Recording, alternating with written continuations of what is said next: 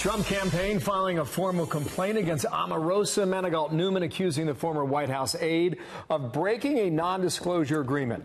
Want to bring in today's headliner. David Bossie, former Trump deputy campaign manager, co-author of Let Trump Be Trump, and a Fox News contributor. David, it's been some time. Welcome back, and it's good to have you as our headliner. Been on vacation, so today's my first day back. Thank you. Back into the fire we go. Oh, did you have to sign an NDA at the White House? Well, Bill, I never worked at the White House, so I did not. Then what about on the campaign? Did you have to? At the campaign, it was a standard practice. I think that's pretty standard across the board, whether you're working for Donald Trump for president or most campaigns across the country at all levels. Okay, so Omarosa apparently signed one. She acknowledged that. Yeah, and then absolutely. I think she said when she was leaving the White House, they offered her $15,000 a month to stay, but she had to sign another non-disclosure deal. I believe she rejected that non-disclosure. But I guess the point goes to this. If you believe the non-disclosure is in effect legally, why not pursue that before the book comes out and all the media interviews we've watched this week?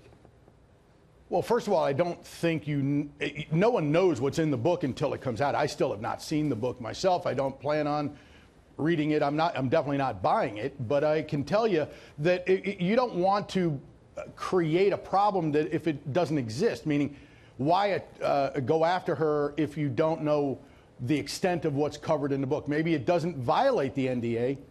Maybe it does. And I think that that's the reason that you have to wait until the book comes out to see what's in it. Yeah, now the question is, A, whether that non-disclosure agreement is binding, and number two, and I think Omarosa does have the upper hand here when it comes to proving that or not. The other is the reason why this non-disclosure they claim, the Trump campaign claims, was violated is because she is accusing the president of the United States of using the N-word. That would essentially be what triggered this whole thing. Well, first of all, that's just an outrageous accusation with no evidence, no proof, except for her rumor and innuendo. It is unfair to this president. He is an incredible man. I've met him through non-political means, and he's always been an incredibly warm and generous person. I've never seen that side of him, and everybody that I talk to, no one has ever seen that side of Donald Trump, and only until now, when it becomes politically expedient to sell a book, does she try to say this. And it's just part of the problem with our politics today. And it's unfortunate that Omarosa has just really committed, in my opinion, treason against the man who really created her, and it's just unfortunate that we're seeing this type of backstabbing. Let's just get back to her in the Situation Room, recording her firing and then recording the president on that phone call. I mean, she didn't break any laws, but she certainly, it would seem, you know, is definitely on a line here. Where do you draw the line when it comes to former White House employees doing these sorts of things? It's a national security breach in many minds. This is an outrageous violation of our national security. I want to know the answers to several questions. One is, was it a government phone? Was it a private phone? Was it her personal phone? Or some other device that was used to record these things in the Situation Room? So did she deceive and did she violate our national security policies, procedures, and or laws by then disclosing them? So I think that's a very important question. And I think... Go ahead, finish your point. And I think that Congress, this is really an important point here. Congress can call her to testify about these very issues. And I think that Congress needs to very seriously consider bringing her forward and making her answer questions under oath about what she did, how she did it. Because foreign actors could be at play here, meaning trying to listen to whatever device she brought into the White House surreptitiously. So there could be a violation that she doesn't even understand or know about when she was doing this. She appeared to be pretty proud to be working on the campaign, coming across a number of events and several interviews. What was she like around you? Well, I could tell you, I was around Omarosa during the campaign a little bit, but she had a personality that was such that she was a bully to the staff, low-level and mid-level staff. She would always throw out that she would tell Mr. Trump if you didn't do what she wanted, that she would go to Mr. Trump. She would always use that ace in the hole, if you will, to play against staff every time to get her way. And I didn't work with her in the White House, so I have no idea.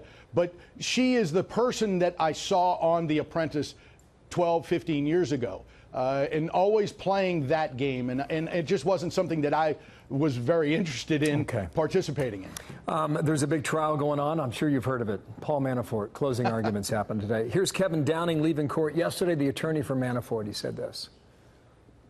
Mr. Manafort just rested his case, and he did so because he and his legal team believe that the government has not met its burden of proof. Thanks, everyone. He went on, and there was a few comments that trailed after there were reporters. Do you think Bob Mueller is waiting on a verdict in the Manafort matter before he continues or not? Well, it's getting very late in the game for Mr. Mueller.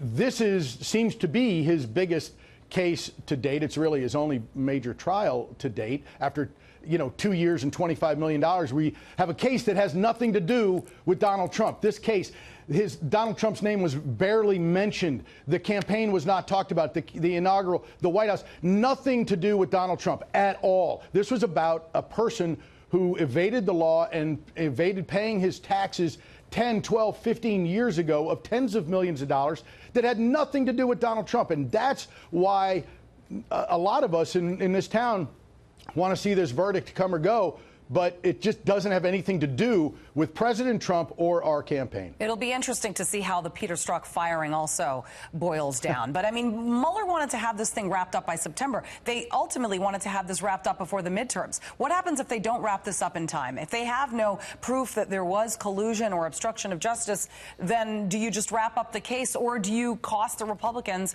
or the Democrats, for that matter? Yeah, I think that Bob Mueller has to seriously be thinking about wrapping this up. He has to wrap this up for the good of this country. We have to get what happened with Russia, and we all now know and understand and take very seriously what Russia did to the Clinton campaign, to the Trump campaign, and to many state campaigns across this country in the 2016 campaign. We have to pay attention to it in the elections coming up. But it didn't have anything to do with collusion of the Trump campaign, and there's no evidence of it. It never happened. This president won fair and square. Hillary Clinton is the one who cannot accept the results. And that's what this is about. So the mainstream media wants to, look, the mainstream media and the left hate this president more than they love this country. And they are doing serious damage to this country, getting us astray from what we should be doing and focusing on making all Americans' lives better. Let's see what happens inside that courtroom in Alexandria. Sir, thank you so much, David Bossie, for being our headliner. Hope you come back, all right? And welcome back from vacation. Yeah, Thank you, great talking to you.